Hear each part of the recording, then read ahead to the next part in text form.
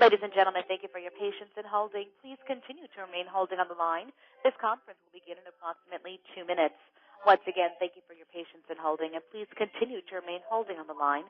This conference will begin in approximately 2 minutes. Thank you.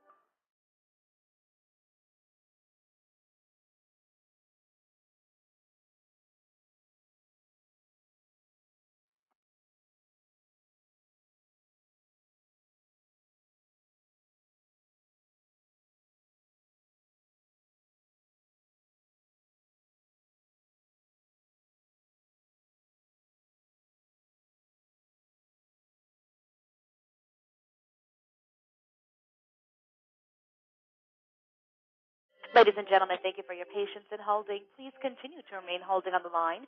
This conference will begin in approximately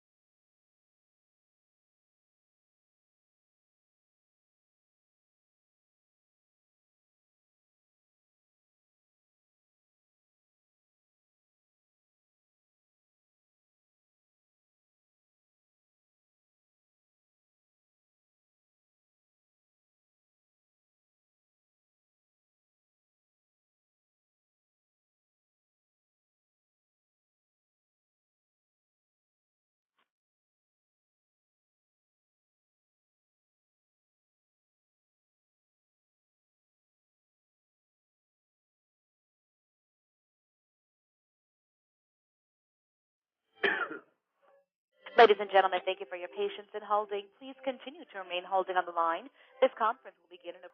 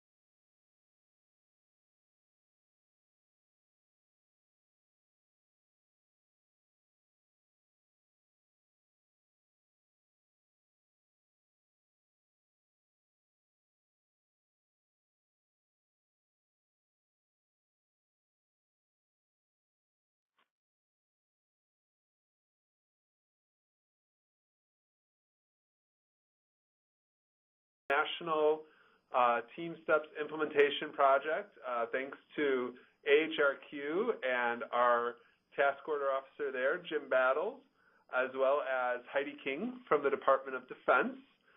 Both AHRQ and the Department of Defense have, from the very beginning, done an incredible amount of work in conceptualizing and rolling out and helping to fund the implementation of TeamSTEPPS around the country and around the world.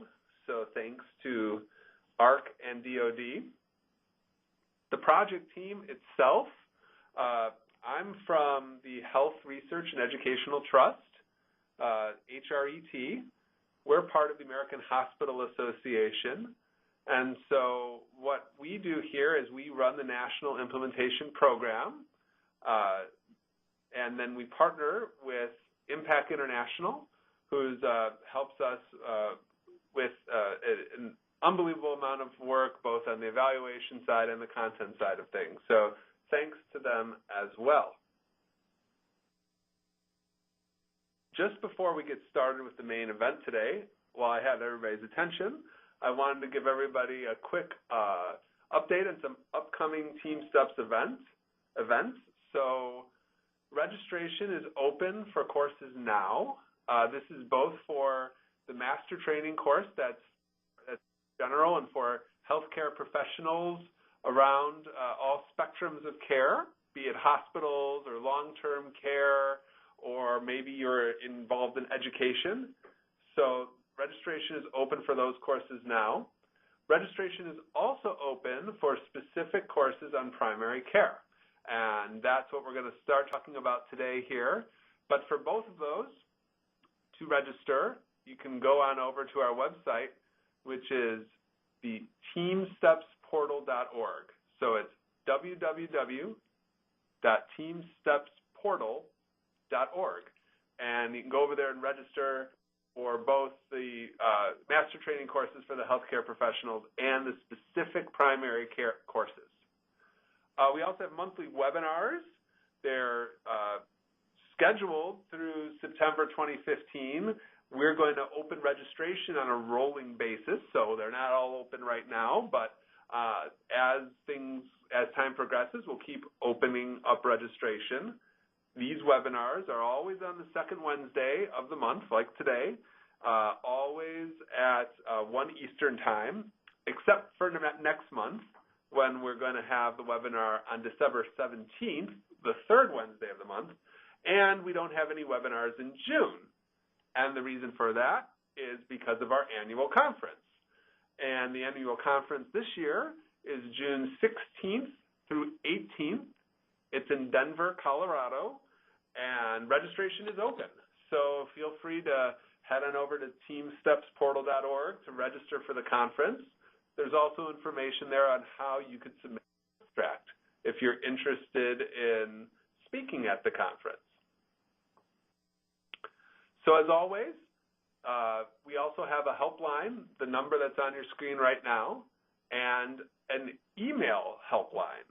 And so anytime you have a question or if you're interested in TeamSTEPPS and want more information, both on how you register for things or content in general, you can give us a call or drop us an email there, and we will get back to you. Okay, some rules of engagement for today. We would love, love, love you to send your questions in during the course of the webinar in the discussion area that you see on the left-hand side of the screen. So this is the reason we do this is we find that people have really good questions right off the bat, and we don't want them to forget it. So if they type those questions in, we'll be able to take them and kind of combine them into a very nice conversation that we can have with the speakers at the end of the presentation. So that's what we'd love you to do.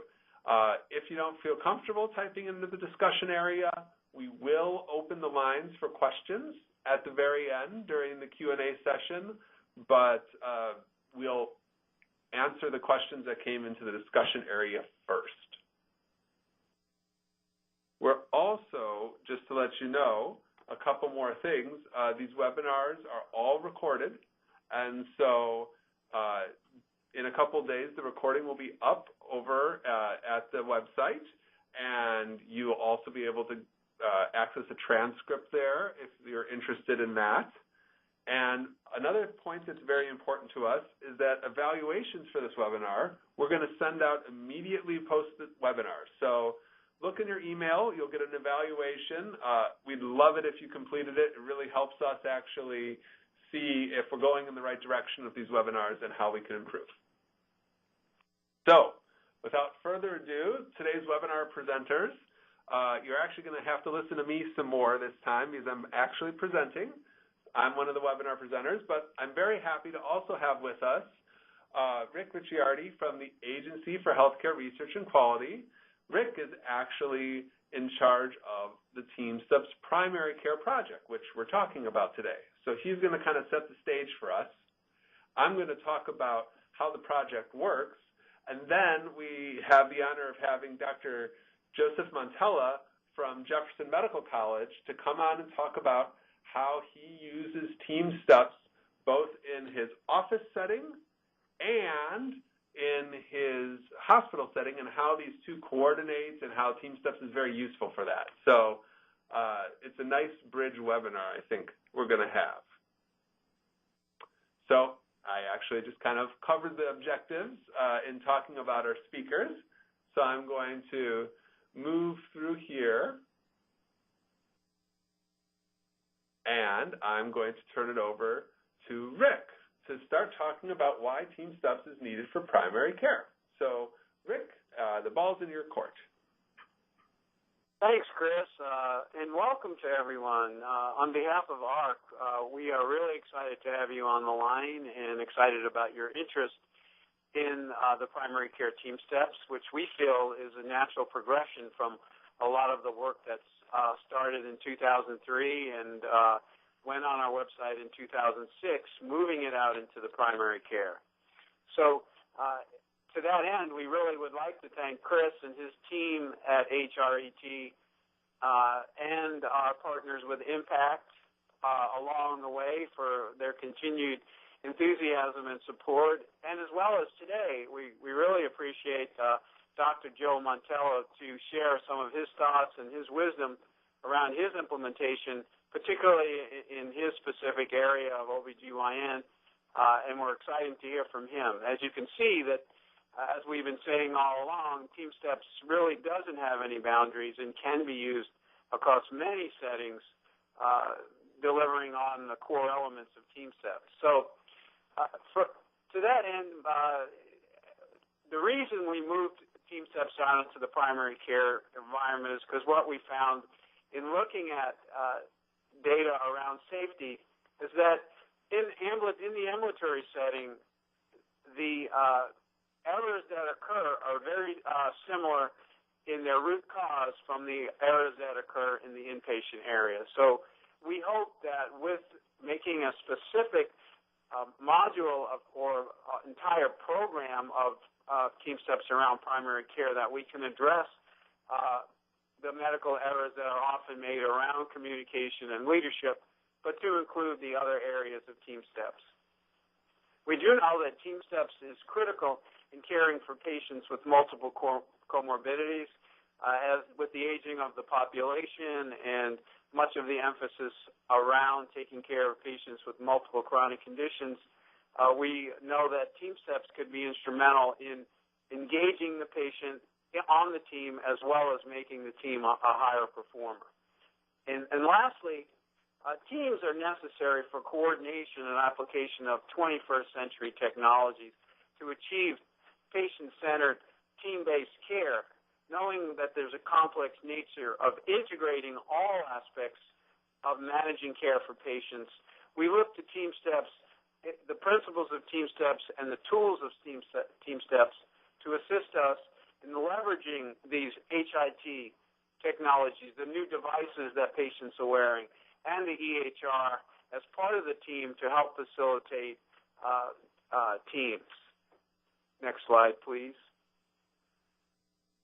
And finally, before I pass it over to Chris, we all know that with the passage of the Affordable Care Act and the emphasis around accountable care organizations and the emphasis over the last 5 years or so around developing patient-centered medical homes, that one of the core elements of all of those is having high-functioning teams, teams both that are internal to the delivery of care but also external across both payers and within communities. So much to be learned from TeamSTEPPS as we move forward in health reform. We look forward to your questions and your thoughts as we get into the meat of the presentation, and I'm going to pass it back over to Chris. Thanks a lot, Rick. So thanks for setting the stage there. And now we're going to talk about what the TeamSTEPPS program in primary care is actually all about. I know that many of you are most likely familiar with the TeamSTEPPS program and what's been available from AHRQ for the past getting on near a decade now, 7 years or so. So TeamSTEPPS in primary care is the content. It takes the same TeamSTEPPS content that you know, but focuses it in especially on primary care. So it focuses on an outpatient environment, but with a real focus in on primary care as well. And what makes it different is that we've come up with a hybrid model that includes both online education and an in-person education. So as I said, it includes all the normal TeamSTEPPS fundamentals. And I want to just take a minute for those of you on the call who may not be entirely familiar with TeamSTEPPS, just a slide here to say what these major fundamental buckets are. So TeamSTEPPS in the primary care has a great emphasis on communication. And what that really means is, we start with communication. It's the groundwork and the primary way that the entire TeamSTEPPS program works, and there are specific communication tools that many of you are familiar with from TeamSTEPPS and from other things around handoffs, around using things like the SBAR acronym, call-outs, checkbacks, the whole closed-loop communication type of way of thinking. And so that's very important, we find, in the primary care world, especially when you're dealing with a situation of a crowded office. A lot of people have come in, it's chaotic, maybe it's flu season, and so that's where the communication is really foundational. Leading teams or leadership is another important TeamSTEPPS foundational aspect. And for leadership, or for the leading teams module, we really focus in on three main things that you might be familiar with: the brief, the huddle, and the debrief. And without getting into it too deeply, the way we really look at this is thinking about the beginning, the middle, and the end of an event or a day in the office. So you might imagine that somebody that an office starts its day with a brief. They go over what's going to happen that day. Maybe it's flu season. A lot of people are coming in for their shots or are going to be ill. Maybe a certain provider is out sick. And so the brief is really a time when everybody gets together and chats in the morning, and there's a checklist for that. The huddle, something that happens in the middle of the day, something that happens if there's a need for ad hoc planning, and then the debrief, something that happens at the end of the day when everybody can talk about what went well and what needs to be improved. We also focus in TeamSTEPPS on situation monitoring and the process really of scanning and assessing what's going on around you, getting a good idea of having that shared mental model and how important that is in an office setting so that everybody is working towards the same goal and knows what's going on. And then the final main fundamental that TeamSTEPPS in primary care focuses in on is mutual support. And mutual support is a very powerful way of people kind of, since they do understand what's going on in the situation with each other, they have the ability to lend a hand and help out with each other. And this is the category, just to remind you, that has some of the very popular tools such as CUS, I'm concerned, I'm uncomfortable, and this is a safety issue, and the desk script, which is a way that conflict resolution happens. So again, a very quick overview of content in primary care, just so those of you on the phone that maybe aren't as familiar with TeamSTEPPS kind of have a good idea of where we're coming from. What's really great, I think, about this model is that it's, like I said, it's hybrid. So for those of you that join our program and register, excuse me, all of the fundamentals I just discussed with you are delivered via online lessons. And so at your leisure, you view these online lessons. They include videos. There are exercises that you work at with your change team at your home office. And this helps because you don't all have to come out, leave your place of employment, fly around the country and go to a certain location. You and your change team, over the course of time, can review these lessons, complete these workshops, and upload them to our website, where there are master trainer faculty members who review these worksheets, reach out to you, have discussions via email or over the phone about how you and your team are perceiving the fundamentals of TeamSTEPPS. Then, beyond the fundamentals, we have an in-person course. And at this course, we ask the lead of your change team, which we call the practice facilitator, somebody who's got really good handle on quality improvement ideals, we ask that person to come to an in-person training for just one day. And there, we really focus in significantly on coaching and the importance of coaching to go home, back to your office, and help the process along of TeamSTEPPS. And everything is based on this model. And then we talk about change management, measurements, and help with some implementation planning. Then we follow up again online with a webinar afterwards with some support for spread and sustainability. So it's a model that we think takes actually more than a month.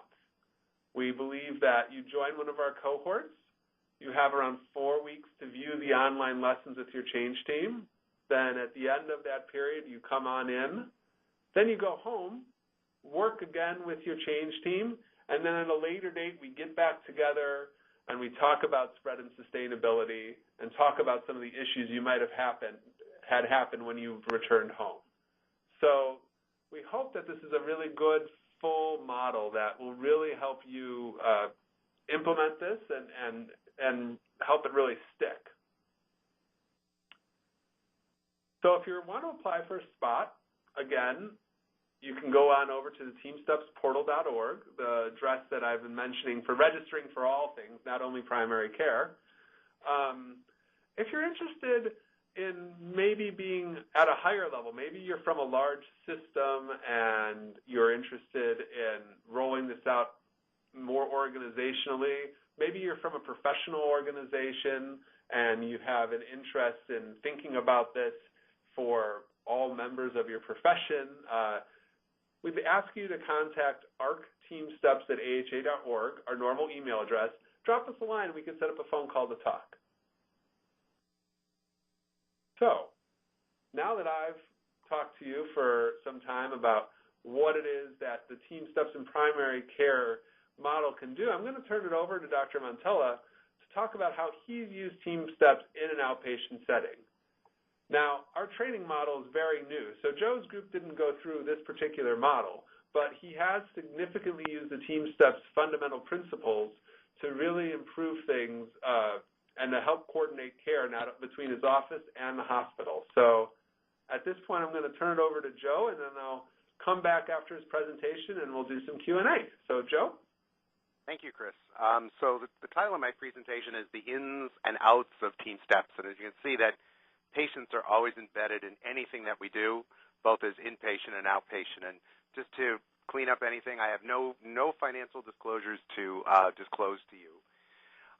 So you heard both Rick and Chris mention about how some of the fundamentals of TeamSTEPPS are communication, coordination, leadership. And what I'd like to talk to you today about is two projects that we did that demonstrate how TeamSTEPPS can be used in an inpatient and outpatient setting. And the first one was a colposcopy project that we're going to get into, and the second one was a cesarean section and induction scheduling project, which, as Chris mentioned, is a hybrid between the inpatients and the outpatients. So we'll start with the colposcopy project. So as we know, all of our best quality projects are born out of patient need. So this is really the story of Catherine. And Catherine presented to our offices for routine gynecologic care in June of 2013 and was found to have an abnormal pap smear from January of 2012 that was not followed up at that time. And then further evaluation by colposcopy revealed end-stage cervical cancer, which required a hysterectomy. So I presented this to our faculty, and the faculty felt somewhat a sense of urgency that how did we as providers fail to notice this abnormality, and how many other patients with similar results did not have the appropriate testing. So for those of you that may or may not be familiar with a pap smear is a screening test for cervical cancer that's done on any routine gynecologic or primary care screening. And for our office, this is a very important screening test. For any of your offices, you could pick something that is very important that you want to track that, because of the sheer volume of what you're doing, could possibly get lost. So the way it's done during an exam is the cervix is visualized, a brush and a spatula are used to obtain some cells, which are then plated on a slide that the pathologist looks at for any evidence of abnormalities that could lead to cervical cancer. So why are these so important? Well, because pap smears have been shown to decrease the incidence of cervical cancer by more than 50% over the last 30 years. And 60% of women of the diagnosis of cervical cancer today are a result of women who never had a pap smear or had no follow-up. So because of Catherine, we wanted to look at what best practices were. So we found that evaluation of abnormal pap smears that show a risk of developing cervical cancer should include colposcopy with directed biopsies. And compliance with this test, with the colposcopy, ideally should be between 2.5 and 14 months of the initial pap smear to prevent any lesions that could progress to cervical cancer from becoming any worse. What colposcopy is that it's a highly magnified view of the cervix that's done in the gynecologist or primary care physician's office, where if you see on the left, it looks like a very large pair of binoculars that's used to visualize the cervix on the right, which shows you progression from what a normal cervix looks like, what low-grade lesions that could progress to cancer look like. The next slide in the lower right-hand quadrant is what high-grade lesions would look like, and finally what cancer looks like. And when the colposcopist looks at the cervix, they're actually able to detect these abnormalities and take biopsies from them. So our clinical pathway would be the abnormal pap, which gets the colposcopy, which then gets the biopsy that can pick up lesions that could develop to cervical cancer that could be treated before they get to cervical cancer. So we wanted to see how many patients were like Catherine, that we actually had a pap smear that was done that the results were not acted upon. So we did a 3-month chart review of all pap smears that were done 6 months previously, and we found out that only 50%, there were 15 out of 30 patients had lesions that would require the colposcopy, and only 50% actually had the required colposcopy performed. So it was a very poor rate of follow-up. So we decided as our goal of our project was to try to identify all patients with abnormal pap smears and perform the colposcopy within 2.5 months of the initial pap smear in 100% of our urban population of patients with known abnormal pap smears within 3 months of instituting our plan in order to identify and treat the lesions that might progress to cervical cancer. So in tandem with this, we thought, how could we use TeamSTEPPS to help us? We had previously had a very successful implementation on the inpatient women and infants unit on labor and delivery. All of our faculty and our nurses and our anesthesiologists were taught about communication skills using some of the tools that Chris mentioned about SBAR and CUS. And we knew all of our providers and the staff who work in both areas, inpatient and outpatient, were very well versed in the techniques. We also have an electronic health record that's designed to improve care plans and transitions of care. So we thought, how could we ideally marry both of these to achieve our goal of getting these abnormal pap smears evaluated and do this? So we postulated we could apply the TeamSTEPPS to our existing EHR and outpatient processes to get to that goal of 100% of identifying abnormal pap smears within 2.5 months. So Chris very succinctly mentioned all of the skills of TeamSTEPPS, the components of TeamSTEPPS, leadership, communication, mutual support, and situation monitoring. So when we approached our project, we thought we were going to use these concepts to help us. So the principle of leadership, we created a multidisciplinary team with collective input from all of our members to look at our existing processes, identify any systems issues that could possibly be the cause of our problem, and then develop an action plan from that. The responsibilities of the group and of the individuals were very clearly delineated, and the project goal was very clearly defined. So we really had something that we knew what we were working toward, which helped create this mutual mindset and situation monitoring. So all we're working towards the same ends. Our team was composed of myself, the 2 office managers, one from each office location, nurse practitioners, a physician representative, medical assistants, nurses. We had an IT representative, and we had 2 patients. And the 2 patients were probably the most beneficial for our group. If you recall, we said that we did a 3-month chart review where we found that 15 out of 30 patients did not come in for the required colposcopy. Well, we ended up actually contacting all 15 and got them in for their test. But when we did contact them, we asked each patient, until we had 2, if they, we explained what happened, and we asked them if they would like to be on a team and work with us to help improve the processes. And 2 of them said yes, and they actually gave us very good insights into what some of the issues and systems issues could be. So we identified 3 barriers and systems issues from this, from which we could apply the other principles of TeamSTEPPS. One was that the abnormal pap smear result was not verified by the provider because it was filed directly into the chart. The way our system works is when you order any test, the order is sent to the lab. The lab result is then sent back to a list that the actual provider can access to then look at the lab and make sure and verify the results. Due to some systems issues where if you added a test on or if the lab punched in the wrong number, this lab result would be filed in the chart, but no signal would be sent to the provider to verify it. So that's kind of what happened with Catherine. The result was lost, and nobody got to verify it. The second issue that we identified was that contacting the patients and explaining the abnormal results was too time-consuming for the providers. The patients weren't there. They'd leave a message. There'd be phone tag. The patients would call after hours. The on-call person would have no concept of what was going on. So that was something that was challenging. And what really helped us guide our process was the patient input. Patients were anxious. They lacked some medical literacy. They were frustrated because they would call and there wouldn't be anybody there. They made the statement in our meetings that they're busy too. They're at work. They can't always take a phone call. They couldn't get called back. They had to wait on hold. So that was eye-opening for a lot of people on the team.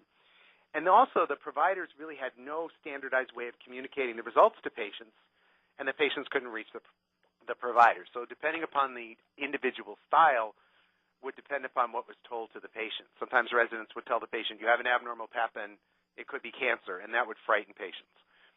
So on this next slide, we listed our barriers on the left, and then we figured out which TeamSTEPPS tools would actually apply to these barriers. So lack of time, we wanted collaboration among the group to see if we could really relieve some of the burden from the provider. Lack of information sharing in terms of the communication style, and no one else knew what the other person was doing. There were varying communication styles, so we tried to use a check back with this. Lack of coordination and follow-up with coworkers. We figured we could apply a handoff to that so that we could get everybody on the same page. And for heavy workload, we wanted to use the mutual support and task assistance. And if you notice on the right, I've listed initials with leadership, L, situation monitoring, SM, check back, communication C, and mutual support. And the collaboration, cross-monitoring, check back, handoff, and task assistance are all the specific TeamSTEPPS tools that we have that apply to these categories. So on our next slide, we used the principles of situation monitoring communication. So in order to address the issue about the pap smears being filed without being verified by the provider, and you'll notice I've embedded the SMC in there so you can see how this actually applies. The team created a protocol to have the medical assistant cross-monitor the logbook, which they kept and they write down every pap smear is done, with the electronic results filed in the chart once a week to assure that the provider had seen and acted on the results. If the results were not verified by the provider, the medical assistant would then check back with the provider using the electronic tasking function to tell them, you need to look at this lab and verify it and act on the result. So after we put this in, this first step in play, this resulted in 100% verification of the Pap smears, and there was no extra burden on the medical assistants in terms of their workload. So we now had all of our Pap smears being verified so that nobody would be like Catherine and the results wouldn't be seen. So the second application of the TeamSTEPPS principles was to transfer the responsibility of contacting the patients from the providers to other qualified medical professionals, task assistants, educate the patients so that we reduce their anxiety and have them actually come in, and then improve the colposcopy scheduling process so they wouldn't have to wait on hold for so long. So we used the principles of leadership, communication, and mutual support. The providers would hand off the names of the patients who needed colposcopy by using a list that was embedded in the EHR called Team 11 Colpo Team. So once they got an abnormal result that required colposcopy, they would send a message to the colposcopy team to contact the patient. So the nurse triage team member would call the patient to inform about the result and educate them, taking a leadership role, and take the burden away from the provider, thereby providing task assistance. The person who contacted the patient to explain the results would then also schedule the colposcopy appointment. And that was our original plan, to have them actually make the appointment. But they didn't want to learn the idiosyncrasies of scheduling, so we actually have a dedicated line that they would then call the call center, who would get on the line and schedule it for the patient. And then afterwards, after the appointment was made, the triage team would then check back in the list to see if the patient came for the colposcopy using the tasking function as a reminder. They would also close the loop in communication by sending a message back to the provider saying, colposcopy scheduled on such and such a date. And if the patient didn't show up and they reschedule them, they would send another task back. So the provider was always in the loop that something was happening with this abnormal result. This is a screenshot of our Colpo team list. So it's a patient that Cassie Snader sent to she's one of our nurse practitioners, sent to the team. They mentioned about they tracked the patient. Did they schedule an appointment? The patient has an appointment. Did the patient come in? The message themselves was seen by Dr. Jackson on 121, task completed, so that the physician knows that everybody had all the work done that they needed to. So we now looked at TeamSTEPPS tools and strategy and how they matched up with our EHR functions. So for our cross-monitoring, we had the reminder tasking to ensure that the Colpo was completed to the actual team member and the message back to the provider. We had a check back with the medical assistant tasking the provider to verify the initial results to make sure this was done, and also looking through the logbook. We had a handoff of the test from the provider tasking the Colpo team to counsel the patient and schedule the appointment. And then task assistance with the Colpo team not only scheduling the appointment, but also performing the patient education. And that standardized what the patients were told, because of the two members of the team knew what script they were going to tell the people. So they actually knew what the patients wanted to know. They would modify their presentation based on some of the questions patients answered. So it was very, very important that we had some standardization of what the patients were going to be told with accurate medical information. So our results of our project were pretty impressive. Our pre-pilot, as you recall, showed that 50% of patients who had abnormal Pap smears actually got the colposcopy. Well, after we instituted our pilot project, within 3 months, 85% of our patients were coming back for colposcopy, which represents a 70% improvement in our work. This next slide actually shows the individual patients that came in. And we started our project in November, and 3 months ended at the end of January. So what we find is these are each of the individual patients. The blue bars represent the time from the Pap smear that was done to when it was verified by the provider. The red bars are the time of verification to the colposcopy. And if you recall, our benchmark was 2.5 months or 75 days. So you'll notice that we have almost all of our patients coming in before that benchmark. If we look at the patients, there were 5 patients who did not come in during the pilot project period of time. That's why we have 85%. And if we look at the actual what happened with each one of these patients, 2 of the patients were pregnant, and therefore colposcopy with biopsies is not indicated in these patients until after they deliver. 2 of the patients, for those of you that were familiar with the East and the polar vortex, we actually had very heavy snow during that. And there were 2 patients who scheduled 3 appointments, all of which were on the days that we had massive amounts of snow and closed our offices. So we actually stopped looking at the Weather Channel and just looked at these patients when they scheduled to know when we were going to have a big snowstorm.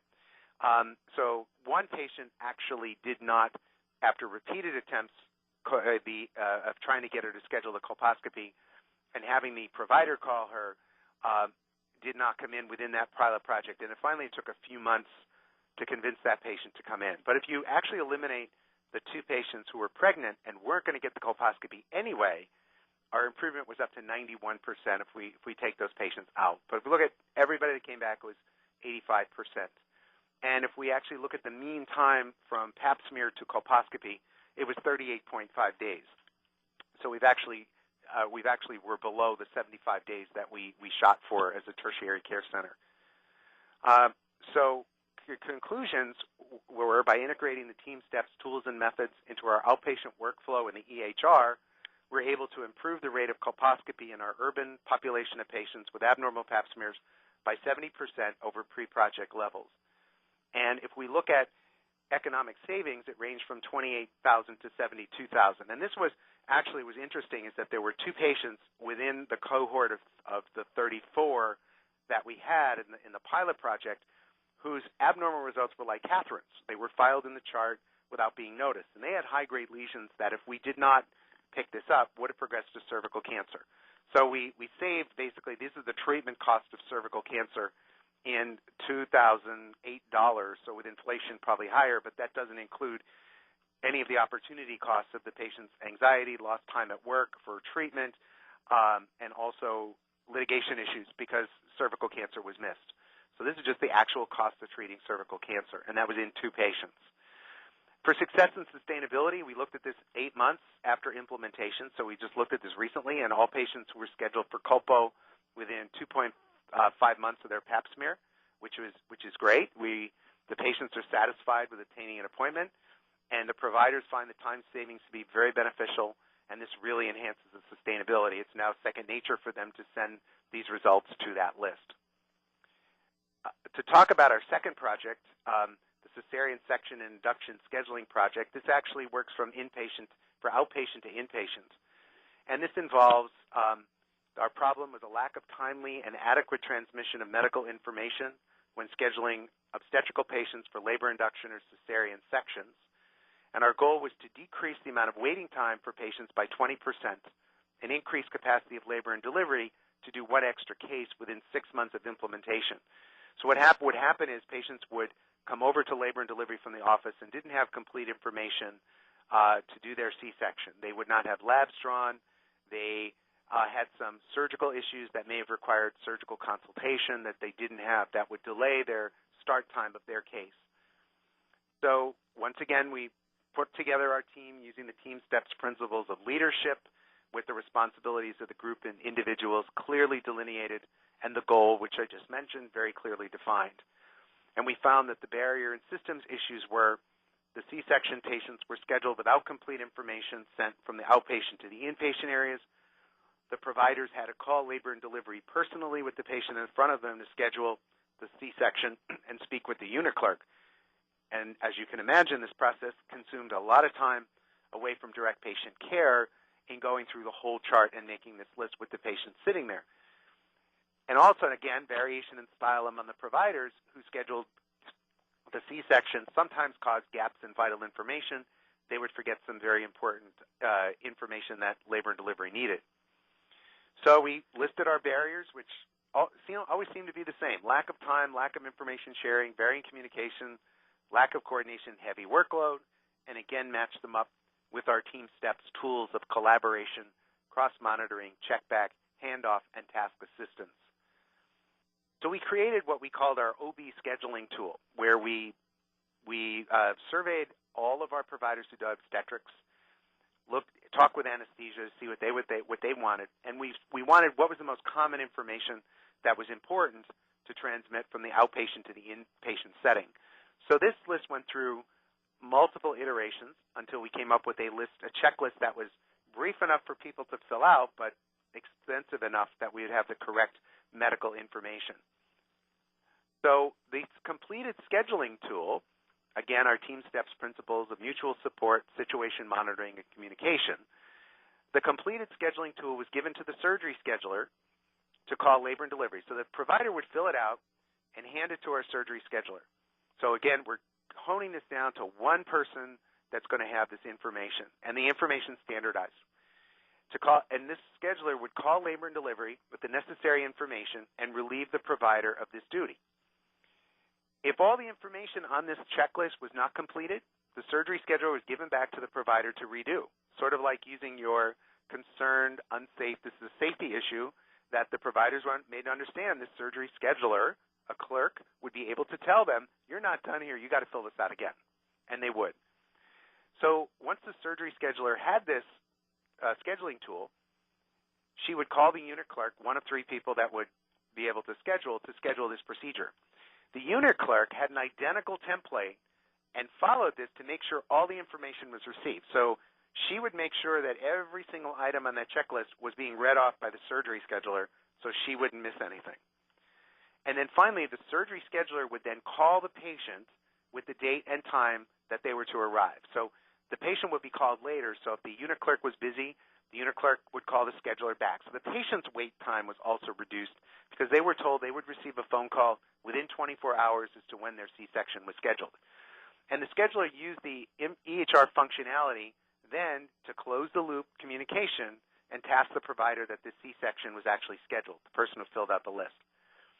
So if we look at TeamSTEPPS tools and strategies and our process steps, the cross-monitoring was assuring that the form was completed prior to scheduling. Everybody was on the same page as what was needed. The checkback was the scheduler and the unit clerk was assuring that all information was complete, and then a reminder task was sent to the provider that this was scheduled. The handoff was the provider gave the completed form to the scheduler, and then the task assistance was the scheduler was informing the patient of the date and time, as well as scheduling this and taking that burden away from the provider. So my suggestion for 5 keys to success for any of your performance improvement projects, and just getting back to that C-section, we're now looking at the time it takes for actually having the patients come in to when their surgery is done. So we wanted to look at pre-6 months before this project was instituted, which was in March, and we're looking at the data from April through October, and hopefully we'll have this ready to submit as an abstract to the TeamSTEPPS conference in June. So 5 keys, my recommendations for 5 keys to success for any performance improvement project and involving TeamSTEPPS is involving physicians from the very beginning of the project and providing a tangible benefit for them to improve acceptance and sustainability. Our providers, physicians especially, like the fact that they don't have to call patients and wait on hold or have them call back. They have extra time for themselves or see extra patients, et cetera. So not only is it good patient care, but they actually get something out of this. The second is to allow professionals to practice the full extent of their experience. We found that our nurse practitioners and the nurse on the triage team really love talking to patients and using their expertise to counsel them about colposcopy. So they have a professional satisfaction with this, and it didn't increase their workload from their other duties. The third is pilot any project with a small group first before introducing the project on a wide scale. We did this with a group of generalists of 8 physicians and 4 nurse practitioners, and we are rolling it out to other areas that do pap smears, the reproductive endocrinologists, the oncologists, urogynecologists, because we know now we can say we have something that's successful, and this is going to save you time. Review any project within 2 to 4 weeks to determine what changes need to be made based on user feedback. We found out that we want to get our patients in quickly, but they were being scheduled for the first available colposcopy appointment, which may not be the actual physician or provider who had the patient-doctor relationship. So we modified the protocol that we figured it was worth the extra couple of days or a week to get them in with the actual person who did their pap smear and did colposcopy, because there was less time it would take for a new person to learn all this information. So we didn't really sacrifice much because we still hit that goal of 2.5 months. But what we thought was a great idea in putting the project, once we put this into play, we found that was something different. So revisiting the project in 2 to 4 weeks is essential. And then finally, do not delay project implementation in order to solve every kink in the plan or paralysis by analysis. If you try to figure out everything before you go and not make any mistakes, you will never do the project. Don't be afraid to make any mistakes. You can correct them. That's why you revisit this, and it's very, very simple to do. So I thank you for your attention. It's been a pleasure doing this. I really wholeheartedly embrace TeamSTEPPS on an inpatient and outpatient basis. And it was very interesting to see how in our electronic world we can actually use exactly what these communication tools are. And it is face-to-face, but we're now living with this new technology that we can apply these principles so they are universal. So thank you again for your attention. Thank you so much. That was really wonderful, Joe. I really appreciate it, and the way that you were able to provide these, unbelievably concrete examples for your 2 projects is very helpful for everybody. I think it's really good. I'm going to start with a couple questions. We've got about 10 minutes. I'm going to start with a couple questions for you that we've been getting in about your specific projects, and then answer a couple questions about the primary care project as a whole that Rick and I can handle. So first for you, someone was curious, when you're talking about your Colpo team, you said that other qualified medical professionals could be involved. They were just asking for some clarification as to what was meant by that on your slide. Sure. I mean, our office has multiple layers of providers. We have physicians, we have residents and fellows, we have nurse practitioners, we have nurses, and we have medical assistants. And for a physician perspective, you think you can do everything, and you're the only one that can do all this right, et cetera. So it really is a culture change that and TeamSTEPPS allows you to do this, is to look at your colleagues as having a different set of eyes, having their own experiences that can look at a problem and maybe give you a different perspective. So what we realized was we have very intelligent people at all levels that can do some of these things and feel some professional satisfaction for doing it. For example, allowing the medical assistants to go through the list and saying, this isn't verified, I'm going to send this to provider, gave them ownership of this project as well. And they felt, when they heard that story, okay, maybe I could have done something to prevent this from getting worse, where before they were just being medical assistants. They were going in assisting the provider. Our Colpo team was composed of a nurse and a nurse practitioner. So either one of them could field the call and the questions that the patients had. So rather than the nurse just answering the phone, and their job was basically to answer any calls that the patients would have, refills on prescriptions, I need a lab, I need an appointment. And what this did was kick the level up for the nurse, the RN doing this, that she could use some of her expertise in educating patients. What she didn't know would go to the nurse practitioner who handles these calls as well, who then could possibly, use some of the literature to do this. So we maximized what the educational level and experience of each one of these were, that gave them more buy-in to all of these projects, and also gave them ownership. So these 2 individuals, we stress to them, this is very important what you're doing, and we do have people that back them up when they're away. So it's not just these 2 people, it's the team. But all of our nurse practitioners who rotate through this duty are very familiar with this list as well. So we actually, we allowed people to use their expertise in education. So to what extent, Joe, did you train people in, I'm guessing you went about this where as you were working on these projects, you trained people specifically on the tools that would be useful to them to obtain the goal that you guys were all looking for in the practice? Or did you do a massive training at the start and kind of roll out all the tools and then pick and choose as you went? What was your kind of method of going about this? It was basically a hybrid. I mean, we had the big rollout of all the tools with our faculty and some of our nurse practitioners from the office, and then the inpatient nurses. So they were very well versed in all of the tools.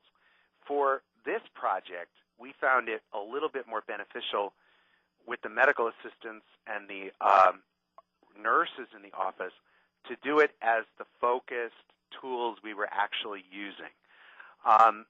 It's sort of like you give them a little taste of what you can do and they want to know about the other stuff.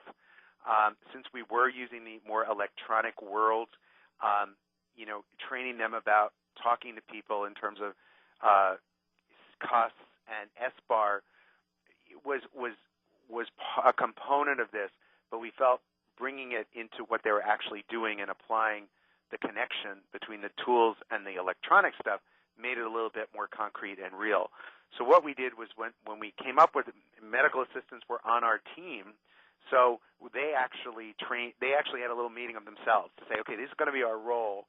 This is how we're going to do it. And we had our nurse, our office manager, who's also a nurse, supervising this. We roll this out at our faculty meetings, so the providers were very well-versed in it. The nurse practitioners, again, sort of educated themselves about the process. We had one member of the Colpo team on our work group, so she was very familiar with the process. So we chose our stakeholders very, very carefully that we would get buy-in from all groups, and then we let them go back and talk to their group, which was found to be their acceptance was very, very high. And then, as the team leader, it was my responsibility to revisit this and make sure there was sustainability and give support and kudos to the people in doing this and present this information. So when I presented this project, the pilot data, it was like, wow, this is really we're doing a great job. So that just knowing the results sustained it. And again, the benefit the MAs, the Colpo team was there was no extra burden on their workload throughout the day. That's another key thing, that checking through this list and tasking the provider did not increase their workload at all. Thanks, Joe. There are other good questions that have come in, and we'll make sure to get them to you and then post them on the website with some answers. I want to transition a little bit and just answer the final couple minutes a couple questions that have come in about the program in general, too, that people sent in earlier on.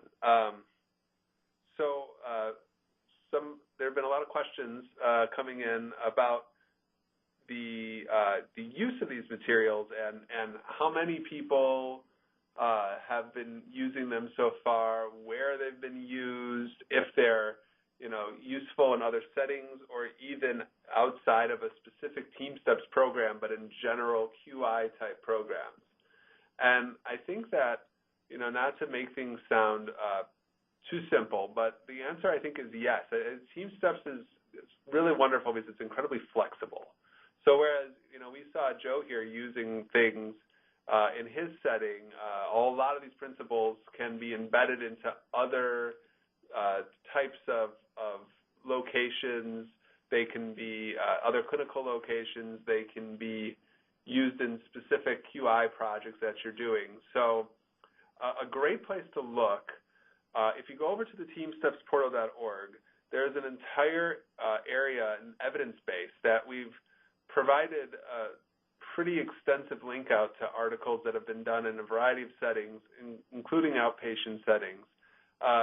Now, these are all articles that are, going to places that, you need to have a subscription to PubMed or whatnot for. And so, we're not providing things on there because, we don't have the actual rights to them, of course. But what we are doing is, just kind of giving you an abstract of where to go look for them, a kind of annotated abstract. So very important to go check that out if you're interested in other research, current research, what's going on with that. Materials themselves, over at the AHRQ website, there is all of the fundamentals of TeamSTEPPS in primary care already posted. Those fundamentals in primary care, that's the material we use to create our online course. So if you're kind of curious to see what the online portion of the training model would look like, it actually looks and feels different, but the content's the same. So you can head on over to the AHRQ website and look at that, and you'll be able to see what the primary care program, the fundamentals are all about. There's also videos there specifically for primary care offices, for an outpatient setting that cover a lot of this. And so those videos are great. They're in the same style as the ones that are more inpatient-based that are also on the AHRQ website. So you can go check those out. They're all up there. The material that is for the one-day in-person course that is a part of this month-long training process, the in-person material is not up on the AHRQ website yet. They're something that we're using right now in these trainings. We've only been involved with 3 trainings now, so honestly, we are continuing to improve things and make things work better, so that's why they've not been publicly released yet. But if you come to the training, we will for sure give them to you because you'll be there. So again, lots of amazing questions coming in. We'll get to you all. They'll be posted online, but I want to be conscious of everybody's time. I want to thank Rick and Joe for coming on and presenting today, and thank all of you for showing up into this with good questions and for being a part of this. So everybody stay warm and have a wonderful Thanksgiving.